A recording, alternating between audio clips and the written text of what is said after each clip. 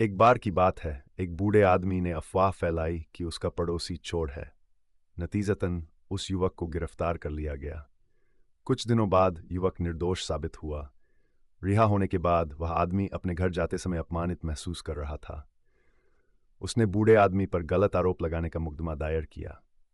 अदालत में बूढ़े आदमी ने जज से कहा, वे सिर्फ टिप्पणियां थीं, किसी को नुकसान नहीं पहुंचाया। जज ने मामले पर सजा सुनाने से पहले बूढ़े आदमी से कहा, तुमने उसके बारे में जो भी बातें कही हैं, उन्हें एक कागज पर लिख लो, उन्हें काट दो और घर जाते समय कागज के टुकड़ों को बाहर फेंक दो। कल सजा सुनने के लिए वापस आओ। अगले जज ने बूढ़े आदमी से कहा, सजा सुनाने से पहले तुम्हें बाहर जाकर कागज के सारे टुकड़े इकट्ठा करने होंगे जो तुमने कल फेंके थे। बूढ़े आदमी ने कहा, मैं ऐसा नहीं कर सकता, हवा ने उन्हें फैला दिया होगा और मुझे नहीं पता कि उन्हें कहाँ ढूंढूं।